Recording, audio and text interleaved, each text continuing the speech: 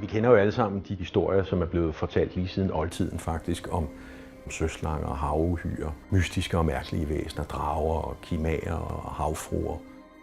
I dag har mange mennesker en eller anden idé om, at vi stort set har opdaget, hvad der er at opdage. Vi kender naturen til bunds. Men det gør vi jo slet ikke. Der er masser af beretninger, masser af mysterier derude, som venter på at blive opdaget, hvis bare nogen vil rejse sig op og gå ud og undersøge.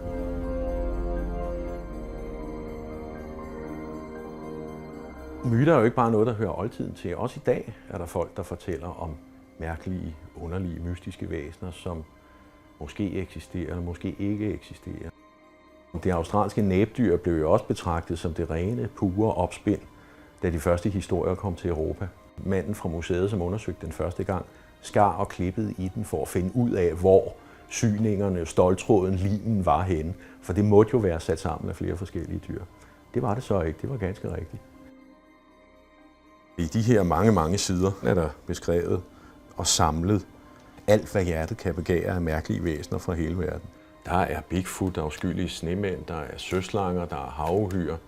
Alle mulige former for ukendte og mærkelige dyr rundt om i verden, som videnskabeligt set ikke er anerkendt, men der er faktisk en god og reel chance for, at i hvert fald nogle af historierne er baseret på iagttagelser af virkelige dyr. Der bliver fortalt historier om afskyelige snemænd. Der er folk, som siger, at de ser leoparder i engelske forstadshaver. Der er folk, som påstår, at de ser uddøde dyr i lyslevende live. Og det er præcis den slags historier, at vi cryptozoologer beskæftiger os med og prøver at finde ud af, om der måske er noget om snakken.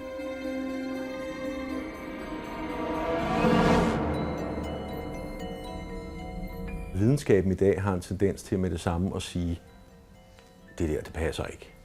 Men vi er, jeg er fristet til at sige heldigvis, nogen, som synes, at de historier er værd at undersøge lidt nærmere.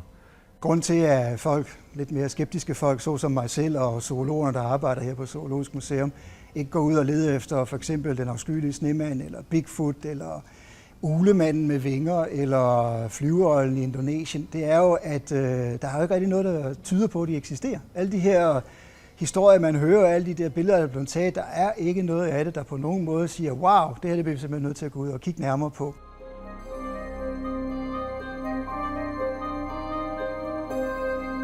Det mest utrolige ved de her gamle dyrebøger fra 15, 16, 1700-tallet, det er jo, at man ser almindelige dyr. Og med lige så mange detaljer kan man så til gengæld finde alle mulige andre mystiske dyr, som man ikke sådan ellers lige falder over. Her har vi jo for eksempel en meget særpræget indjørning, en havulv. Det må være en indjørning, som lever ved havet. Fortidens zoologer var jo ikke spor bange for at bygge teorier ud for løse øjenvidneberetninger og gamle myter og legender. De havde en nysgerrighed og en åbenhed, som jeg synes nok, det en gang imellem kniver lidt med blandt moderne forskere. Hvis man er videnskabsmand og virkelig tager sin forskning højtideligt, og hvis man i øvrigt skal søge penge til næste forskningsprojekt, så er det måske en idé at bruge tiden og pengene på noget, hvor man ved, der kommer et resultat ud af det. Altså, der bliver beskrevet måske 20 nye pattedyrsarter hver evig eneste år, og vi finder jo 0 af de her kryptider, som cryptozoologerne er så glade for. Hvordan kan det nu være?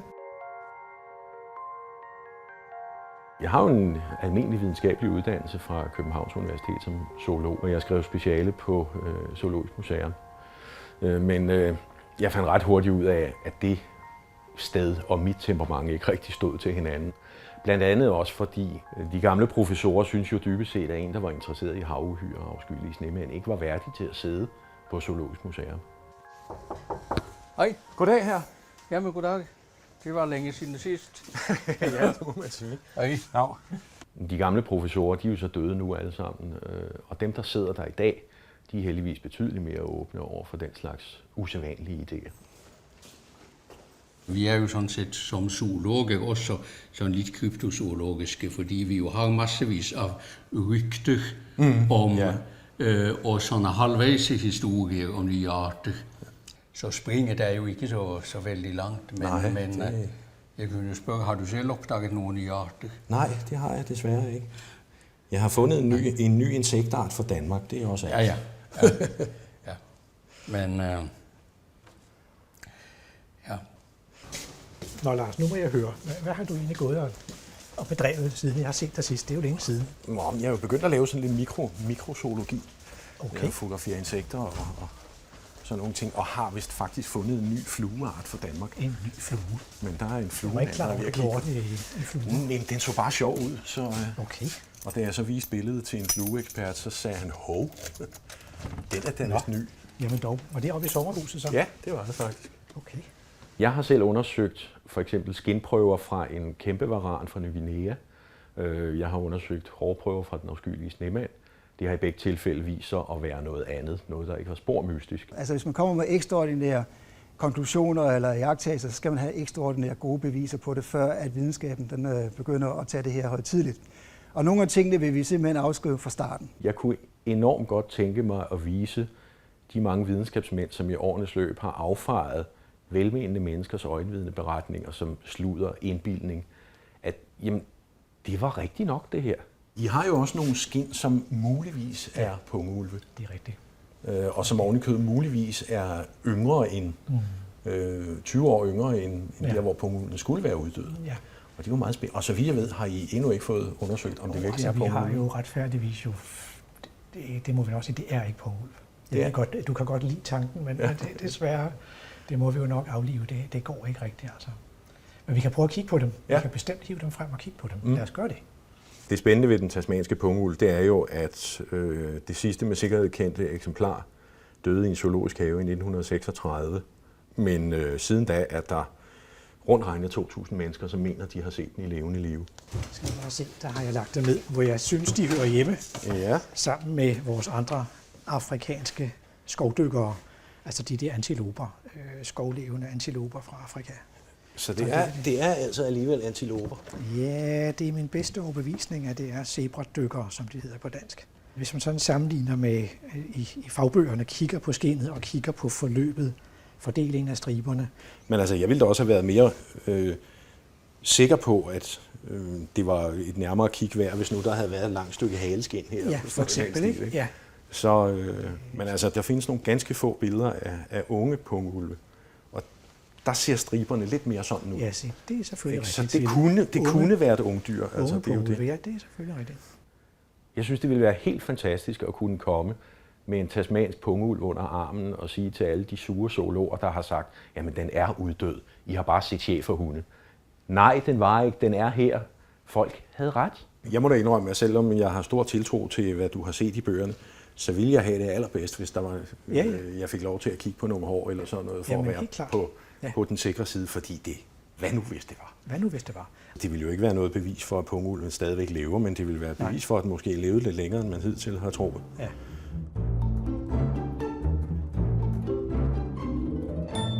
Nu tager jeg så til England til Weird Weekend, som er den største årlige kongres for folk, der er interesseret i mystiske dyr.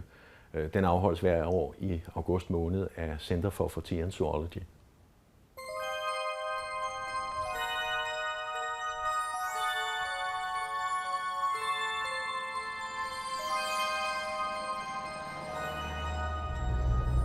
Så er vi på vej fra London til Sydvestengland, til Devon, hvor den lille landsby Woolsey ligger. Og det er altså her, man hver år afholder verdens største cryptozoologiske kongres.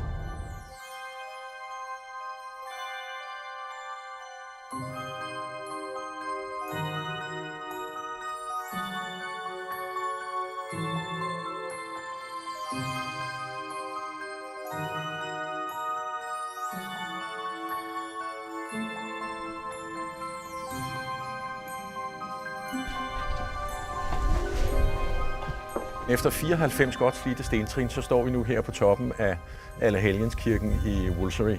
Og man kan jo så undre sig over, hvorfor man afholder verdens største kongres for kryptozoologi i sådan en lille søvnig engelsk landsby, men det er der flere enkle forklaringer på. Herover er der et skovområde, hvor der er blevet set store sorte og brune katte. I Clowelly Bay heroppe er der blevet set havuhyre flere gange. Herover østpå, der ligger det store hedeområde Exmoor, hvor der er blevet set masser af store sorte katte. Ned mod syd her ligger Dartmoor, et andet og faktisk endnu større hedeområde, hvor man i århundreder har fortalt historier om mærkelige dyr, store sorte katte og mystiske hunde. Faktisk var det de her områder, der inspirerede Arthur Conan Doyle til at skrive sin berømte Sherlock Holmes-historie om Baskervilles hund. Så det er, selvom det ikke ser sådan ud, faktisk et sted, hvor der sker rigtig mange mærkelige og spændende ting.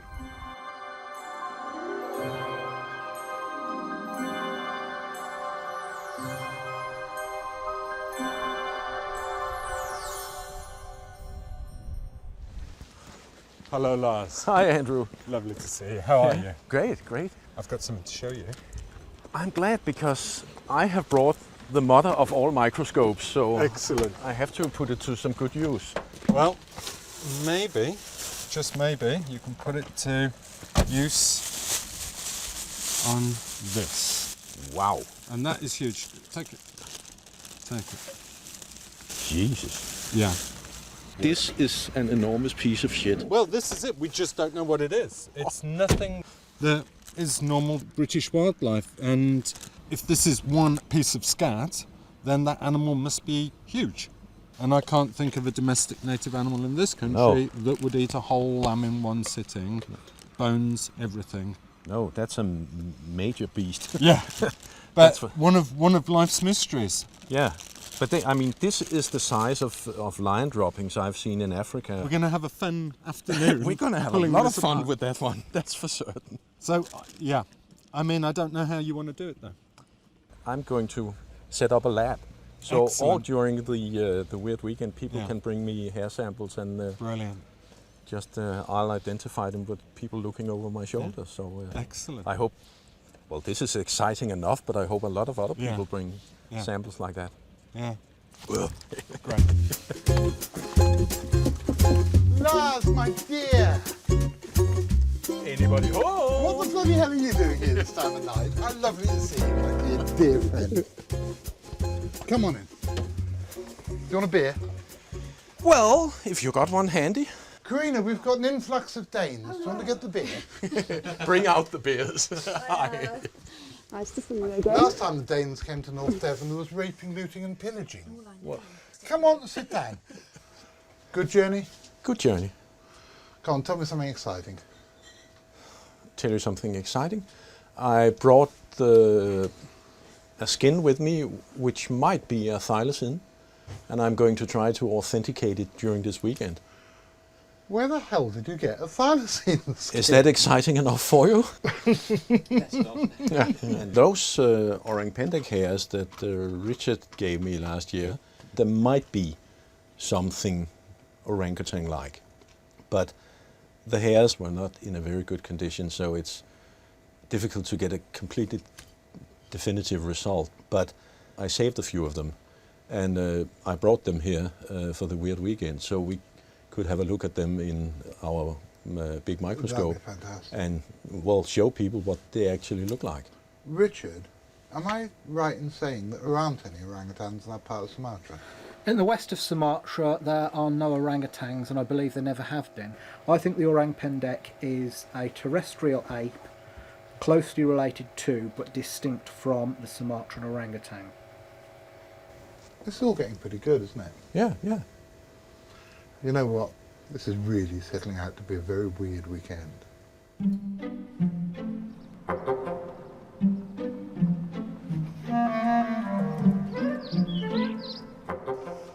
Good morning, Lars, my dear. Good morning. And how are you? Very fine, thank you. Are we going for a ride today? Well, sort of. We're going to do a quick trip just up the woods. Okay, Maxie, do you want to get your car out? 'Cause I'm too fat and stupid. We have so many sightings. I think we've got 15 sightings now of a large black or a medium-sized brown cat. But I think it was at dusk. He was driving along from there, going this way, because he lives up the road, and a large black cat jumped over the hedge there and ran across the road and up there into the Forestry Commission on this side of the road.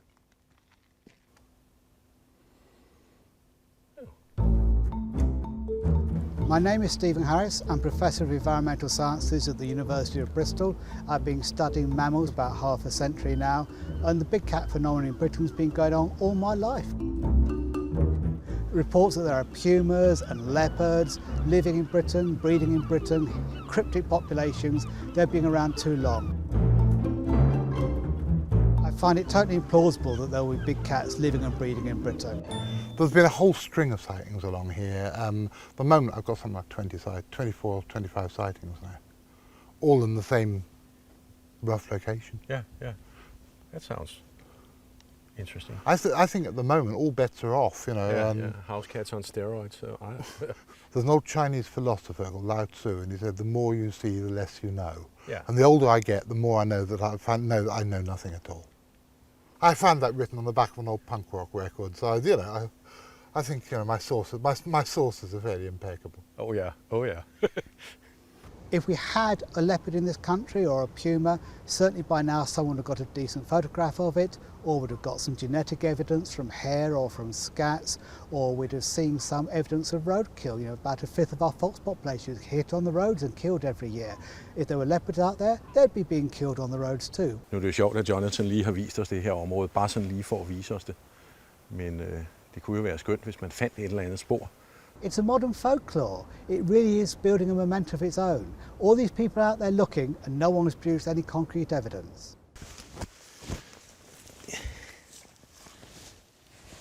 Og faktisk er det jo sådan, at mange sådan store rovdyr kan godt lide at snige sig under træstammer, som denne her. Og derfor sker det altså tit, at man finder noget, der sidder på undersiden. Nu er der så ikke lige noget her, men så prøver vi at se på den anden side.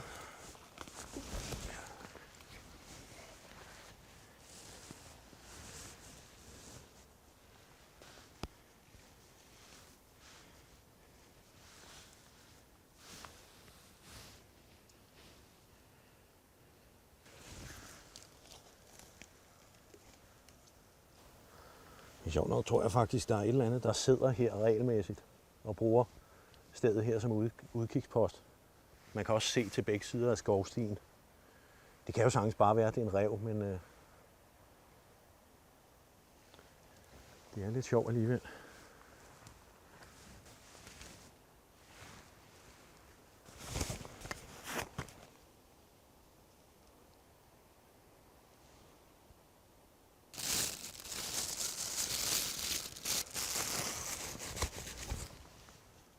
Vi så måske ikke ud af så meget, men at finde en hårdtot siddende 1,80 meter op på en træstamme er lidt mærkeligt, fordi der finder man ikke sådan normalt den slags ting, mens mange katte kan jo godt lide at slæbe bytte op i træerne. Så den kunne jo have skravet noget af på vejen.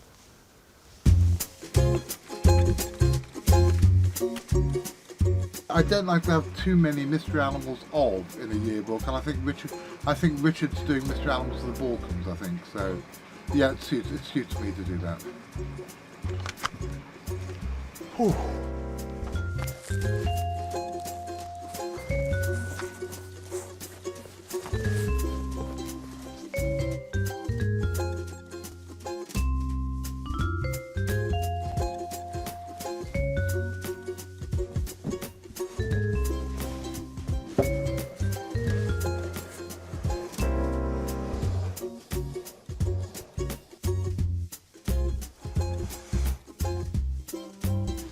Back Street her i Wolseley, det er en landsbygade som i en hvilken som helst anden engelsk landsby, men så alligevel ikke, fordi hernede for enden, der ligger Myrtle Cottage. Myrtle Cottage, det er der, hvor Jonathan Downes og hans kone Corina bor, men det er også hovedkvarter for The Center for Fortean Zoology og den hårde kerne af cryptozoologer, som står bag Weird Weekend. I've been on a number of cryptozoological expeditions. I've hunted a giant crested serpent called the Naga, said to inhabit the Mekong River in Indochina. The Ninkananka, a dragon-like beast that is supposed to lurk in the swamps of West Africa and is much feared by the natives, who believe it can kill you just by looking at you. This is a snapping turtle. He's been here for a long time, and he's pretty cool. He's quite a character. That's a badger. It's a roe deer there. This is a fake. It's a jackalope. Then 2005, my personal favourite expedition to the Gobi Desert on the track of the Mongolian death worm. 2006, I was hunting for the giant anaconda in the swamps of Guyana. I followed these tracks across 3 fields. All around the tracks was completely virgin, untouched snow. From the size of them and from the size of the stride length as well, it's very likely that they were made by a leopard. Ja, Myrtle Cottage er jo året igennem hjemsted for et stærkt vekslende menageri af cryptozoologer og hunde og katte og alt muligt. Som nu den gamle herre, der ligger her. Det er sådan en slags åndelig hjemsted. Det er her, vi første gang har fået mulighed for at holde cryptozoologiske foredrag. Og det er her, vi alle sammen er blevet adopteret ind i Jonathans store udvidede familie. We've got visitors all the time, which is interesting and quite fun. And my kitchen really isn't my kitchen, although John's always saying it's my kitchen, because we have here a whole pile of weird and wonderful animals. In here we've got the horned frog called Algernon. We used to have another one who was called Albert, but he died a couple of years ago. The cockroaches obviously just scuttle around a lot. And the snails don't really do much either. Some albino frogs in that one there. They're not really supposed to be in my kitchen, but it's warm in here because of the boiler.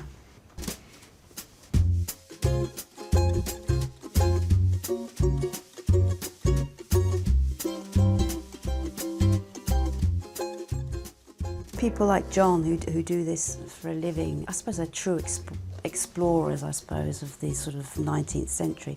They want to believe something is there and they'll get disappointed when it doesn't turn up, and it will spur them on to do even more to try and find that thing that they know deep down must be out there. If I go to my death having never seen a cryptid, I will still be pleased with my choice of lifestyle, because at least I've gone out and looked.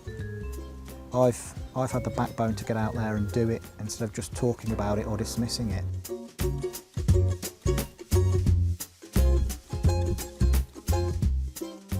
I mean, I think an awful lot of cryptozoology is complete rubbish. Yeah.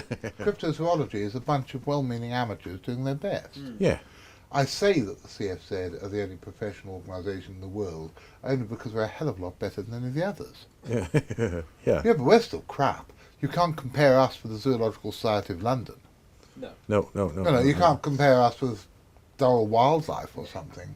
But we're fuck's sake better than Big Cats in Britain or the Bigfoot Field Research Organisation or any of the other wankers. Yeah.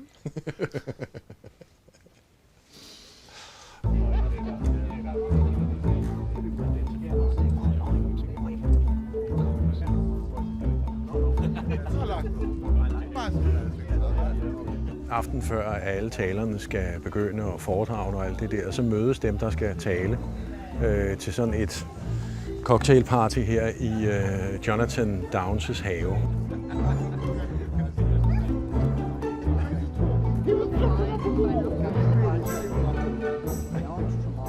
Taking the jaws and extrapolating how big it would have been, and he said it was about 6 foot. But I don't know how that compares with the one that was found at Langley. About 7 to 8 foot. That's a monster. That's a monster, but I still don't think it's got the power to ram boats. You have this feeling that if an animal is to be named after you, it has to be something big and shiny or very strange, but something a little odd for its grouping. Yeah, So I don't know if it was a ground beetle where all the others in its genus were black and this one was yellow and red or something. Yeah, that'd be nice. All the places I've definitely. It's supposedly killed 19 people. I've no idea what it is. No. And they get big. I mean, they get. That went up fairly recently, that report, didn't it? I read that and I was quite interested in it. Unless it's just a complete creation of the Russian media. You never know, though. It could be a complete creation of the Russian media. You never really know, do you? You know, you can't name them after yourself. Oh yes, so John has to name one after you, and you have to name one after him. Yeah. Okay. Yeah, we've discussed this honestly so many times. Nowadays, when he's biting out one, what? You want me to stand there properly?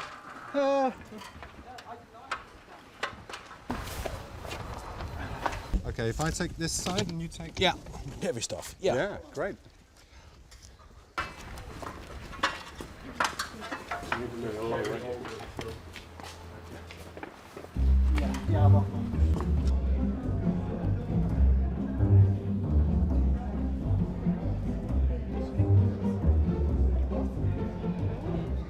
Cryptozoologi behøver jo ikke kun at handle om store mystiske væsener og uhyrer. Det kan også sagtens være sådan nogle som dem her. Der findes mange iagttagelser af den slags væsener rundt om i verdens jungler, som ikke er kendt af videnskaben.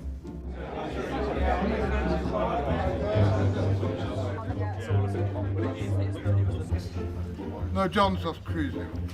Yeah, we're squinting. Is now a good time to mention that the fangs are about 2.5 centimeters long? No. Yes, they have enormous fangs. They are very, very sharp, very long. Så vil jeg ærligt talt hellere gå på jagt efter en leopard eller en sort panter. Men flot er den. We've got a couple of really exclusive things for you. But I want to introduce you to an old friend of mine, Lars Thomas from Denmark. This piece of skin was given to the Natural History Museum in Copenhagen, and it has never been ascertained with any kind of certainty whether this is actually a thylacine skin, but I'm going to be trying to do this during this weekend. And on Sunday I'm going to give a lecture on how to identify hair samples, but until then I've set up a large microscope and a hair identifying lab upstairs.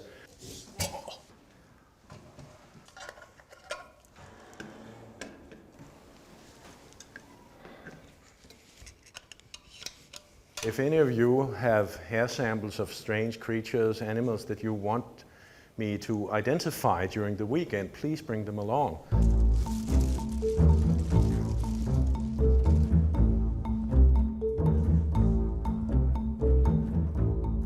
That's a badger hair.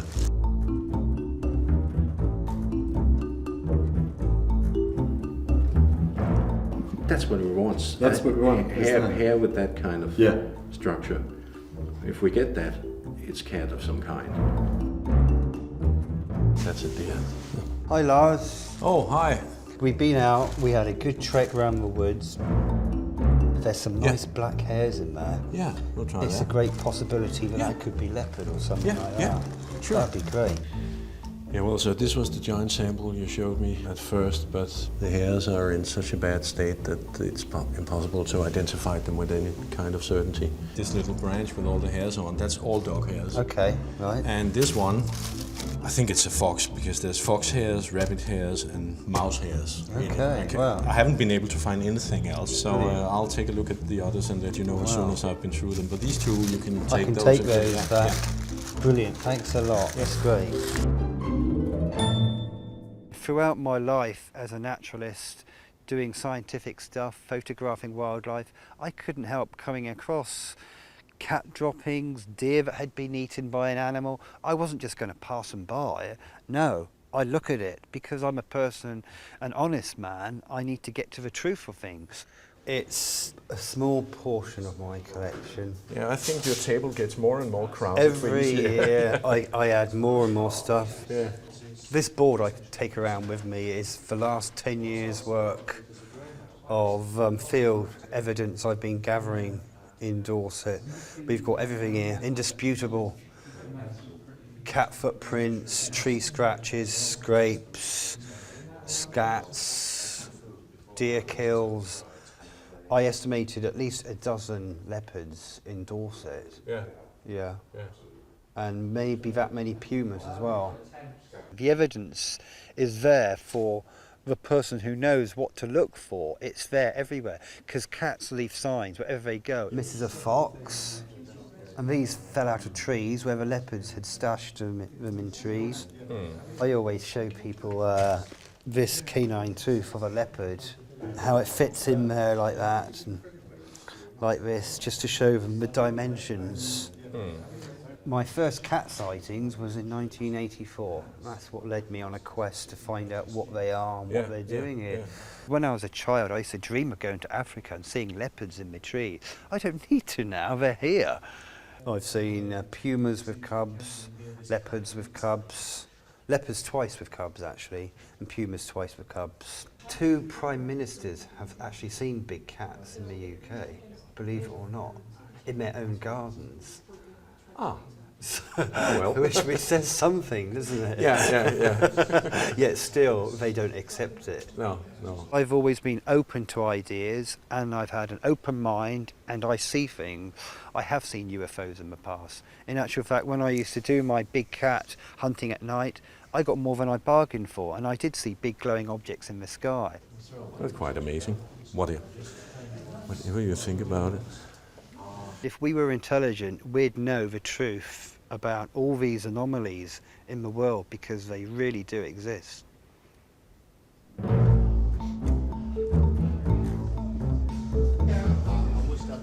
If you're interested, I'm on imminently. Come on, Rich.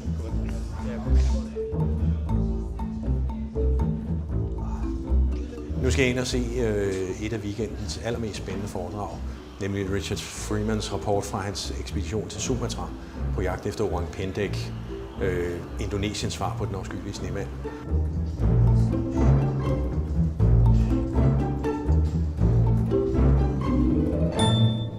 So, orang-pendek, what do you know about this Freeman guy?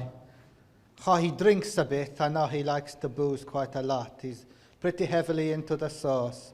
Yeah, I'd heard that. I heard he gets quite violent as well, doesn't he? Yes, he does. He drinks and he gets violent. And I wouldn't put it past him that he's on drugs as well. No, neither would I. He drinks, he's violent, he's very probably on drugs. Richard Freeman. I've worked with all the great apes. I used to be a zookeeper, and I've worked with orangutans, gorillas and chimpanzees, and I have seen their footprints in all kinds of mediums. I have seen them in mud, I've seen them in dust, I've seen them in sawdust, I've seen them in snow, I've seen them in all sorts of things, and I know what an ape's tracks look like. That is not the track of any known ape. This thing has a very human-like heel, then a much broader front part. The main theory about what the orang-pendek is that it's an undiscovered species of upright walking ape that is very closely related to the orangutans. Orang-pendek moves very silently. It moves like a ghost through the forest, and it can freeze and blend into the forest background. And a number of witnesses have said they've seen the orang-pendek walking along and grabbing at things and eating them while it's on the move, almost like a person grabbing things off shelves in a supermarket. So you can imagine the animal going through its environment, and as it goes, it sees edible stuff and it eats it on the go, as it were. No, I'm in Sumatra. No, that's Somalia, that's Africa. Sumatra. I'm looking for the orang-pendek. Well, it's a type of ape, but it walks on its hind legs like a man.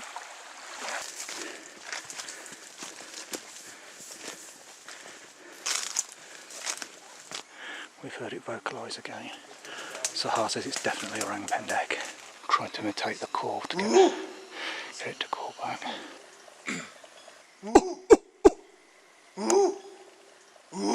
Sahar saw something in a tree 100 feet away. He was trying to get a photo of it, but there were plants in the way, so he thought he would try and get to a better vantage point, which was a fatal mistake, because when he moved, Sahar said the creature climbed down and walked away on its hind legs. Those are the sketches. The ones on the left there, I tried to do following Dave's instructions.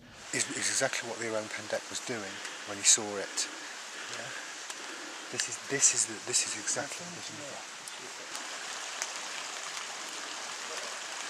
We'd been there all these times before, no one had seen it. We'd heard it call, we'd found tracks, but now we'd actually found the creature. Someone had seen it. I've heard it and I know it's up there. I pray these batteries hold out. The sceptics will have a field day if the batteries go before we film it. We didn't get a photo of the beast, but we got some hair.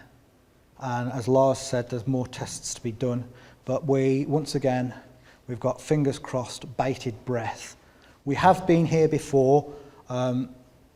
There's more disappointments in cryptozoology than anything else, but it's looking good at the moment.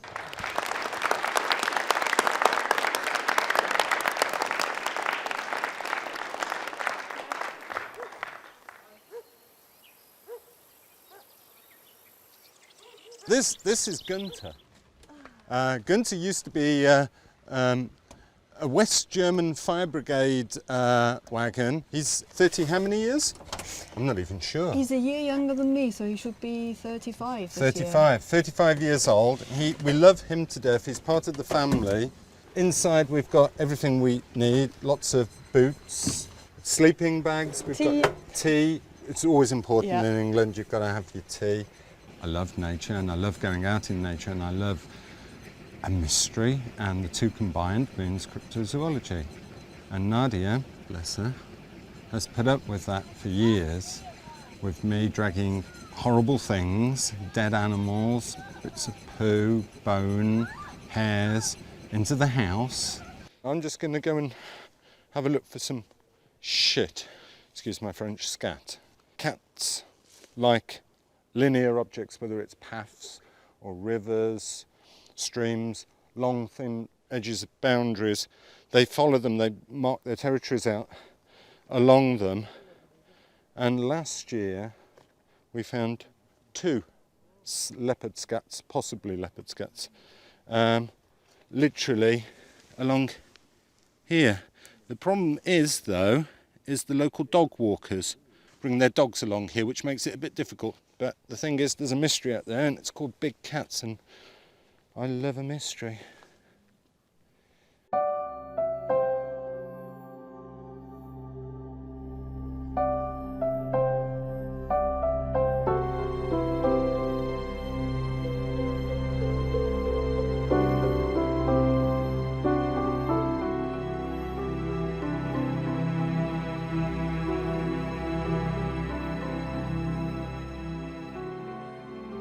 Look at the size of this thing. Jesus Christ. There's several hairs on it. There's loads, aren't there? Yeah, and lots of grass. Yeah. A vegetarian panther? I know dogs will eat pretty much loads of things to make themselves. Yeah, but dog poo sick. doesn't look like that. No, that's very long. Yeah. That's a very strange shit. I love doing this because, you know, it's such a great hobby to have because it doesn't cost anything. You know, you're out in the fresh air, you're around on your hands and knees, communing with nature. You meet such interesting people. I mean, I wouldn't say there's many boring cryptozoologists. No. One of the fun things for me about cryptozoology is the kind of romantic mystery atmosphere about it all. There's always this almost Indiana Jones-like feeling of you might find a treasure just around the corner. Or hard to tell, but this looks a little bit more doggy. Interesting though. Last year what we found was approximately this sort of length, and it had more of a spiral form, and it was clear that there were some large hairs in there. Do you need any more hairs from this? No, Lars? I think You're this is enough with this one. Yeah. All those years of looking at poo and sniffing poo and trying to find out if it is actually cat poo or not. You're taking samples home, you're trying to speak to other people, see what they think about it. The shape of that, with the point at the end, that looks foxy, but it's a bit big. It's a very big fox. It's a very big fox. And what's it been eating? Lots of hairs. Lots of hairs? Yeah. Is that rabbit? I think it's What's rabbit. That hair there? That reddish one? That's a reddish one. It might be a fox hair. That might be a fox hair, yeah. As simple as that, but... Yeah.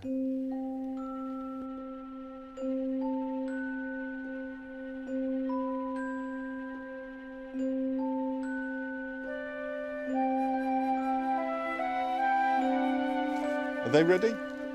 I think they're a bit early They're still. going to be bitter. Come on. It's good for you. No, it's not. Yeah, it is. It is. Lots of vitamin C and... Actually, that's all right. This one wasn't too bad. That's dog hair, but this one here, belly hair from the dog. But this is great with these thorns just sticking out like that because everything combing everything out. We ought to grow a special breed of bramble. We just crypto brambles. And just harvest the brambles.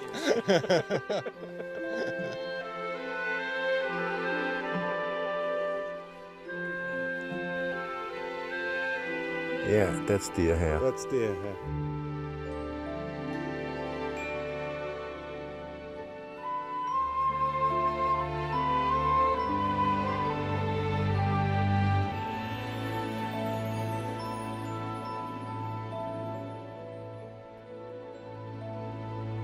It always starts off as a nice romantic picnic. Well, that's what you're trying to hook me with. Yeah, I always say, what a go beautiful day. Wouldn't it be lovely to go into the forest and just relax and take a bottle of wine or something and a nice meal, and let's leave the path. Yeah, let's go that's and have a look. That's always the giveaway, the moment I say, let's leave the path. If there is something in there, I'm really tempted to go in there, you know.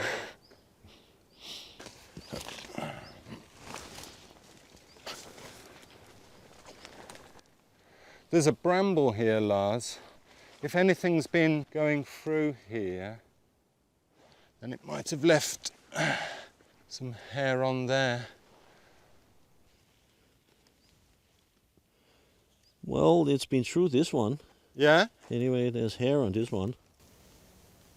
Der sidder faktisk hår på den her. Både en lille tot hvide hår der, men også enkelte sorte og brune og grå, og endda et, der nærmest er rødt her.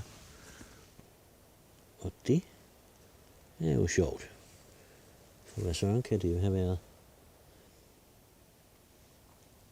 Det er en ny prøve, vi skal ind og kigge nærmere på. I have huge clump of black hair here. Thank you. Careful. Okay. Gotcha. You got that? Yeah, good. Hello. That's a beauty. Oh, I'm really pleased with that. There's no black deer around here as far as I know. Not that I know of. We'll see. Oh, I'm happy with that. I'm happy with that. That's good. That's good. Smiley, happy face. When you sort of find something like that, that's good, because that is definitely interesting. You got it?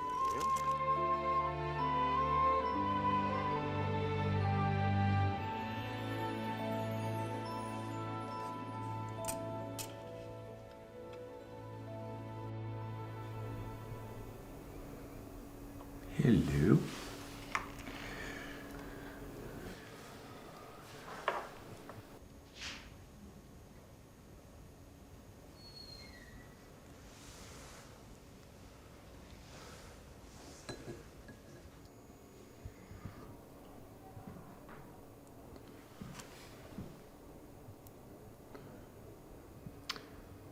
This, my friends, is the hair of a leopard. It's a leopard. I can't believe it. And you're 100% sure of Yeah, that? yeah. Wow, we did it. Wow. That's wow. Brilliant. Yeah. Fantastic. We better go tell somebody. We better go tell everybody. This is the hairs of a leopard. And it's not possibly the hairs of a leopard, maybe the hairs of a leopard. It is definitely the hairs of a leopard, which also mean that at least one leopard has been walking around the woods up here, and judging from the state of the hairs within the last couple of weeks. Well, wow.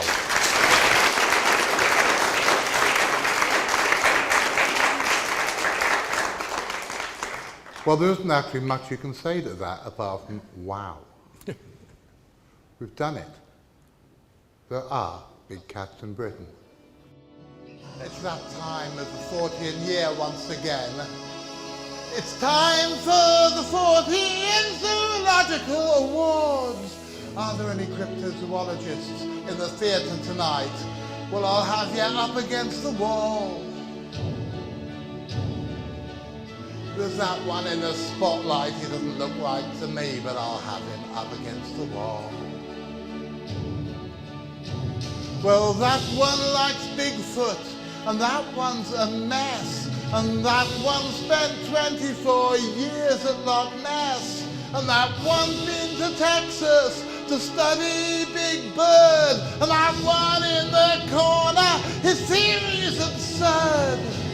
Well, it's the only time I get to sing anymore. I used to do it for a living, and I don't care. This is my party, and I'll sing if I want to, because once a year I get to choose the people, my wife and I get to choose the people who are deserving of an award. We give you a plastic baboon painted gold and a photocopied certificate signed by me. And I know people all over the world who are really quite chuffed with this. So Karina, can you bring it up, please? Bring up the list of certificates and our badly painted golden baboons.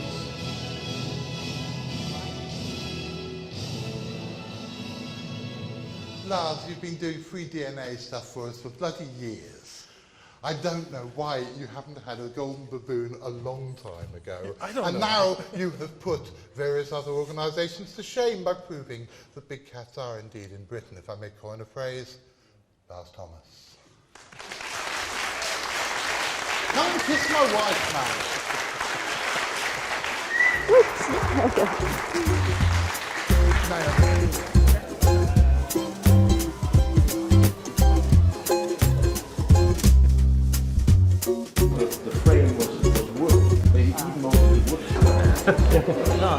Well done with that. Amazing weekend at work.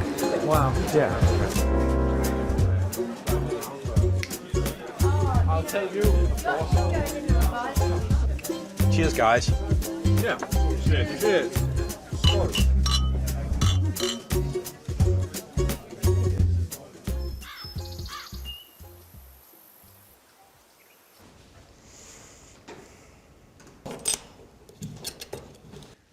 Puha, ja. Nu var det ikke så længe før Jonathan og ledelsen i CFZ kommer op for at se på det her mulige pungulveskind, som vi skal have undersøgt, så det skal vi lige have gjort klar nu.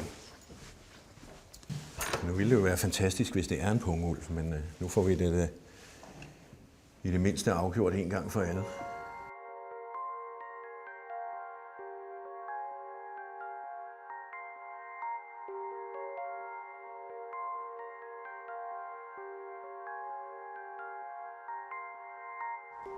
Good morning, gentlemen.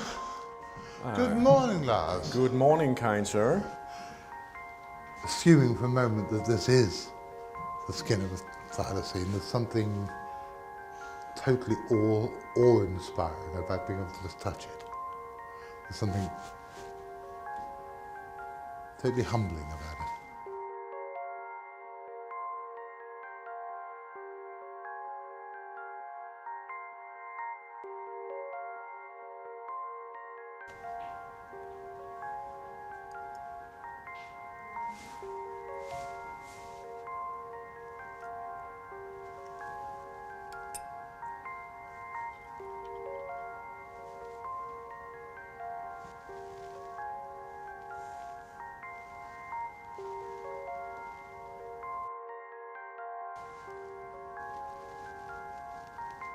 Wow.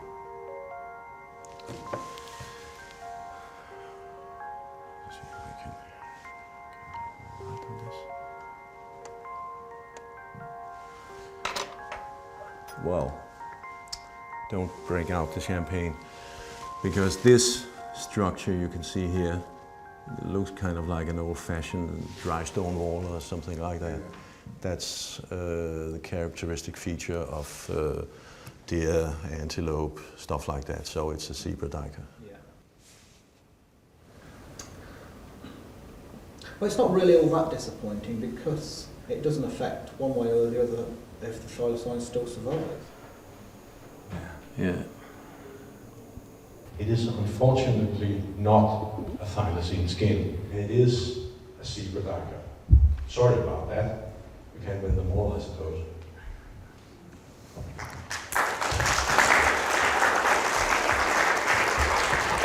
I'm afraid you got that wrong, Lars. You can win them all. You have won that because you have solved it. You have found the truth. And when it comes down to it, the truth is all that matters. Whether you are an amateur naturalist pretending to be a scientist pretending to be an amateur naturalist, a cryptozoologist, or whatever you are, the quest for the truth is the only thing that matters. Yeah, okay. Hey, Lars, what can I say? Well, I don't know. It was quite a weekend, so it was a hell of a weekend. Yeah, the best weird weekend for years. Yeah. And I want to thank you for all your help. I hope you're satisfied with the results of what we looked at. So, I mean, and I've already given Clive one of the leopard hairs, so you can take it back and put it on the mantelpiece. Yes, it will be pride of place. Bye, Lars. Yeah. Bye. Bye. See you next year. Yeah.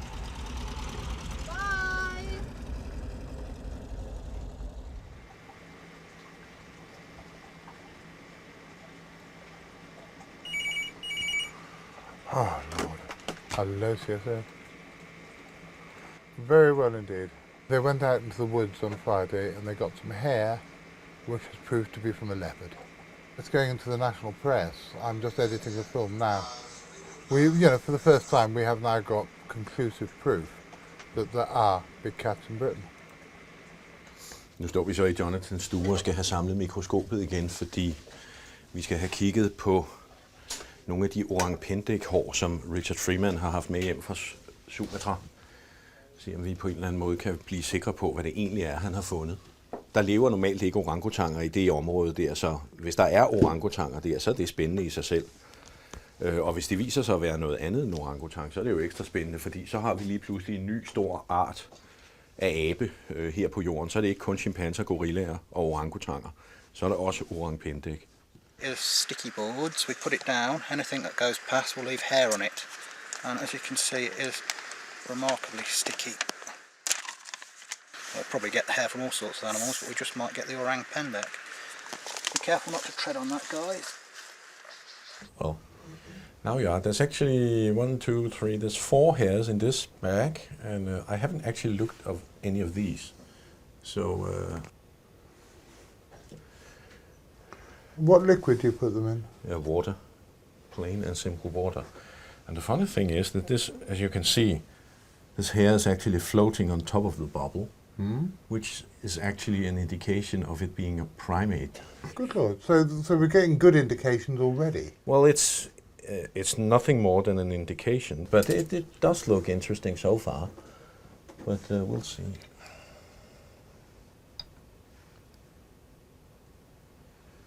Tell you what, this is a primate hair. Fucking hell. And it's really bright. It's its orangutan colour. Yeah, it has this very deep orangey, reddish brown, orangutan colour. I'm not entirely sure because they're actually a bit too dark. There's too much colour in there for orangutans. It looks very orangutan-like, but... It's like a super-duper orangutan. Yeah. This is really, really fucking amazing. It's like an orangutan, but more so. That is exactly what I would have said an orang-pendek hair was going to look like. It might be an actual orangutan with a bit darker coloration. I can't be certain of that now. Not yet. If you're looking at the logic of this is a place where there haven't been orangutans in centuries. It's a long way from anywhere where there are orangutans, but there have been reports of an orangutan-like creature darker in colour and walking upright. It's more logical to suppose that these are the hairs of the thing that's walking upright than to have to postulate a darker coloured orangutan that's in a place where there aren't any orangutans. Where it shouldn't be, yeah. But if you'd asked me to describe what I would have thought a orang-pendek hair would have looked like, I would have thought it would have looked like this. It's very seldom that you get something which sort of fulfills your expectations. I mean, how long have you been waiting to find something that looks like it is going to be a bit of a cryptid? I don't know. For as long as you have, I suppose. Since I was 14, actually. I bought my first book on the Loch Ness Monster when I was 11, so something like that. I was 7 when my mother got a children's version of On the Track called Myth or Monster. And she brought it back to me and I fell in love with it, and I fell in love with the concept. My world's never been the same since. Lars, isn't that amazing, man?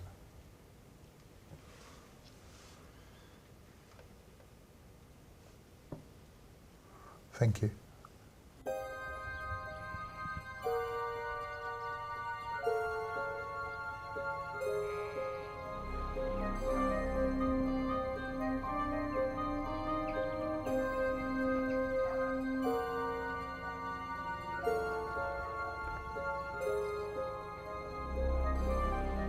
It's been one hell of a weekend.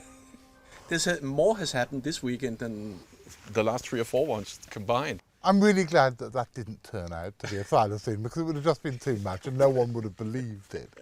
I mean, let's face it, this was just stupid. We got ourselves cryptids. I think there are going to be people writing about us in their books.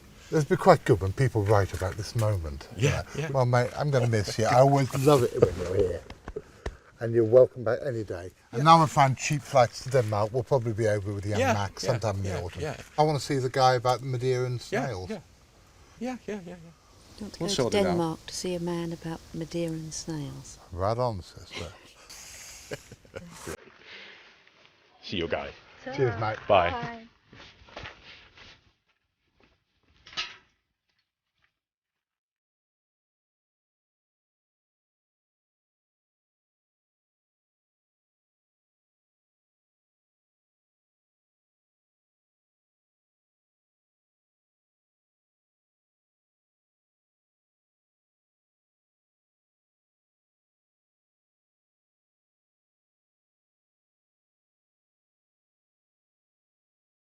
Så det var simpelthen leopardhår, du havde fundet? Det var simpelthen leopardhår. Det er en leopard. Der går en leopard rundt derovre. Ja, nu er der faktisk håndfast bevis for, at den er god nok. Ja, det er der faktisk. Det var sjovt. Nå, men vi har altså ikke nogen pungulveskind. I har ikke nogen pungulveskind? Nej, jeg er ked af det. Men... Og det trøster mig så også lidt, ikke? For jeg har jo stået inden for, at det var en zebradykker. Og man havde jo nok også lavet halen side på, ikke? Jo. Hvis det var en punkt, det var en ret kraftig halerod faktisk. Den havde man også nok valgt at lade side på. Det vil jeg tro. Ja, og det gjorde man jo på kænguruskind med den her tyne.